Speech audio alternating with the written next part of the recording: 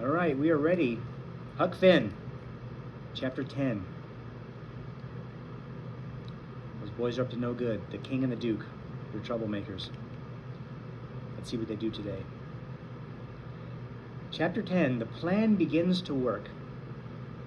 Well, when we got up to town, everybody was waiting for us. Pretty soon, we were in the middle of a crowd. Every minute, somebody would yell, "Is that them? Is that them?" When we got to Peter Wilkes' house, the three nieces were waiting for us. Mary Jane, the oldest, was so beautiful, it almost knocked my eyes out. Anyway, the Duke and the King continued their game, hugging the girls and making out like they were real miserable about the death and all. The King blabbed along and managed to inquire about pretty much everything and everybody in town, including the dogs. He mentioned all sorts of little things that had happened at one time or another in the town. He pretended that his brother, Peter, had written him all these things in a letter. Of course, it was all a lie. All the information he had, he'd gotten from that young boy in the boat. Then Mary Jane fetched a letter her uncle had left behind. The King read it out loud and cried over it. He gave the house and $3,000 in gold to the girls and everything else to the other brothers. Wow. It also told where $6,000 in gold was hidden down in the basement. This is devious. So the two frauds said they'd go down and bring it up and have everything square and above board. They had pretended I was their servant, so they asked me to come along and hold a candle for them. We shut the cellar door behind us and went downstairs. When they found the bag, they split it open on the floor. Gold coins fell like rain. My, the King's eyes did shine. Most everyone would have been satisfied with this pile, but not these two. They had to count it, and count it they did. But it came out $4,000 short of $6,000. Oh, I'm sorry, it came out $400 short of $6,000. They looked all around for the $400, but couldn't find it anywhere. Then they got to worrying. It wouldn't look good if the old man had said there was $6,000, and now all they had come up with was $5,600. So the Duke got an idea. He took out the money they'd made in that play they put on and added it to the pile. Now both men were just smiling away. They brought the money upstairs and insisted it be counted right then and there. They were both pretending to be so honest and good, it nearly made me sick. Then the King started going on in his English accent about how much he loved his dear departed brother and how much it meant for him to be there with his girls. In the middle of the speech, one of the men laughed right in his face. Everybody was shocked. They tried to tell this man, whose name was Dr. Robinson, that these men were Peter Wilkes' brothers and they just came in from England.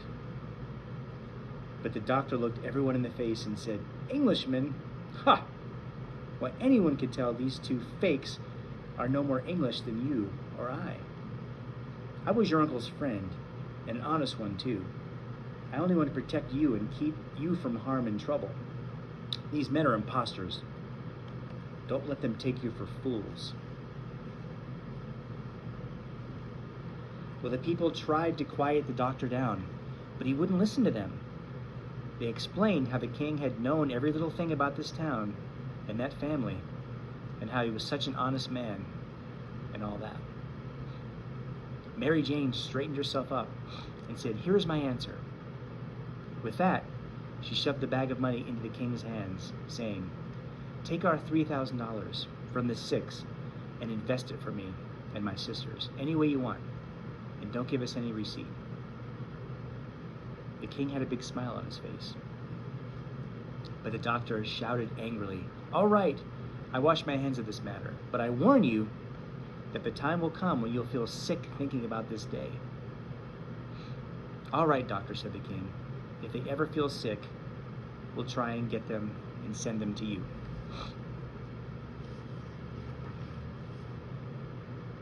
Chapter 11. Exposing the frauds. When everyone had left the house, the king asked Mary Jane if she had a spare room or two.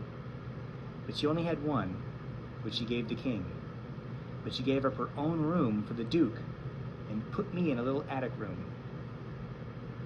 So Mary Jane took us up and showed us the rooms, which were plain but nice.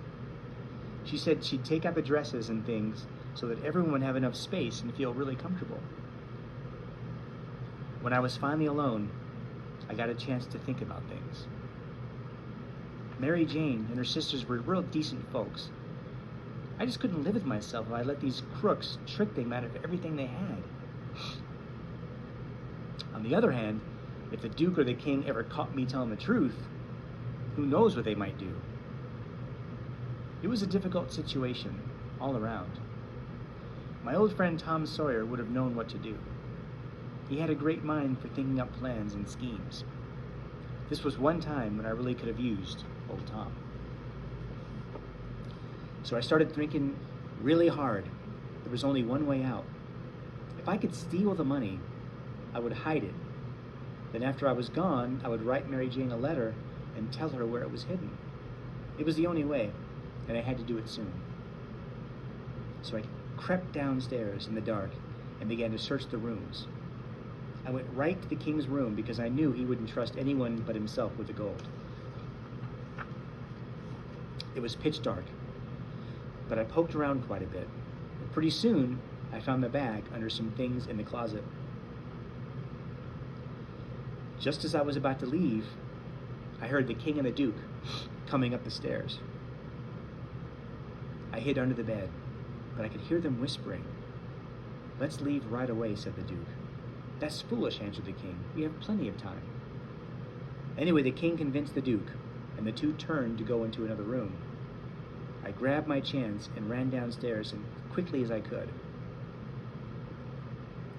I just wanted to hide the money somewhere temporarily so that I could move it later. I looked around everywhere. Then I walked into the room where the body of Peter Wilkes was laying on the coffin. It gave me chills. Just then, I heard someone coming down the stairs.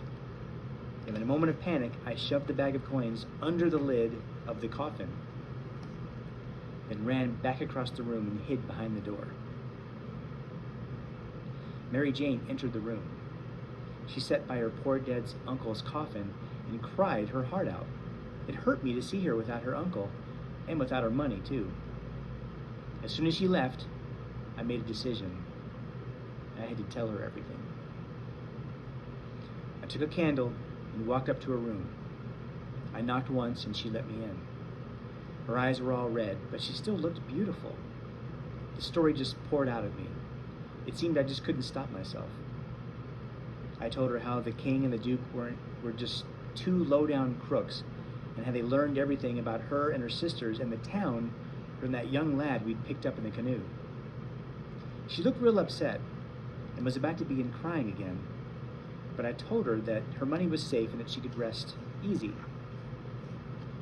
Of course, I couldn't bear to tell her that I'd hidden it in her uncle's coffin, so I decided to wait with that part of the story. Next, I made her promise not to breathe a word of what I told her until it was safe. We had to expose the frauds first, and I had just the plan to do it. She agreed to remain mum for a little while. I knew I needed some time to get away myself and to get back to the raft and to Jim, but of course, I couldn't tell her all this. So all I said was, it's a rough gang, those two frauds, and I'm involved pretty deep, so I've got to travel with them a while longer, whether I want to or not. I'd rather not tell you why. You see, there's another person that you don't know who would be in big trouble if we exposed everything right now. Mary Jane had tears in her eyes. She took my hand and thanked me again and again. Well, I got so nervous, I started stammering. Then I said goodnight and walked slowly back to my room. The first thing in the morning, the front doorbell rang. Next thing I knew, Dr. Robinson was standing there with two nice-looking old gentlemen.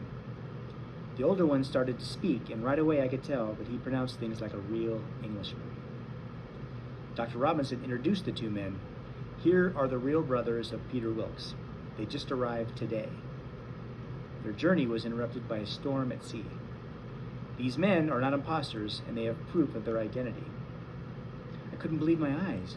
This saved me a lot of trouble, for I hadn't thought of a real good way yet to prove the king and the duke were fakes. But the two crooks just froze there and looked the Englishman right square in the eyes. Then the king stood up real straight and said, "Storm at sea, my foot. You can't discredit us. We are the true heirs to the fortune." I couldn't believe the nerve of these two. In a few minutes, the whole crowd had gathered around the house. Mary Jane kept her promise to me and didn't say a thing, although I could see she was busting to tell all that she knew. Next thing, the town lawyer showed up. He demanded proof of identity from the two Englishmen, but it seemed that in the storm, some of the Englishmen's baggage had been lost, and they were still waiting for a steamboat to come with their proper documents. Aha. This gave the king more fuel for his fire. It went on about how these two men were impostors, and that no one could possibly believe such a wild story as theirs. Then the white-haired gentleman from England asked the king a simple question. "Tell me, if you are really Peter Wilkes' brother, what sort of tattoo did Peter have on his chest?" The king thought a minute, then said, "It was a tiny blue arrow." The gentleman turned to the undertaker and said, "There, you've heard what he said. Was there any such mark on Peter Wilkes' chest?" The undertaker shook his head and said, "Why, no, I never saw a blue arrow." "Good," said the gentleman. "Now I'll tell you. My brother had the initials PBW tattooed on his chest. They were tattooed there when he was just a lad." But the undertaker said he didn't recall seeing any marks at all on Peter Wilkes' chest. Well, everyone was in a state now. They were all whopping and hollering at once. "They're both frauds. Let's drown them all. Let's ride them all out of town on the rail." But the lawyer jumped up on the table and yelled, "Gentlemen, hear me out. Just a single word, please. There's one sure way to tell who is telling the truth. Let's go inside and open the coffin and take a look." Then I knew it was all over for the king and the duke. I knew the lawyer and Mary Jane would find the money, and she would tell all that I told her. As the angry crowd surged into the house, I saw my chance and lit out the back door. I had the road to myself, and I fairly flew towards the shore. I grabbed the first boat I could find and set out for the raft. It was beginning to storm now, and a flash of lightning revealed the raft. I was so happy at the sight of it that I could barely hold back the tears. "Jim!" I cried. "We're free of them. Come on out." And that's the end of chapter 11. I look forward to chapter 12. This is getting good. Talk to you later. Stay tuned.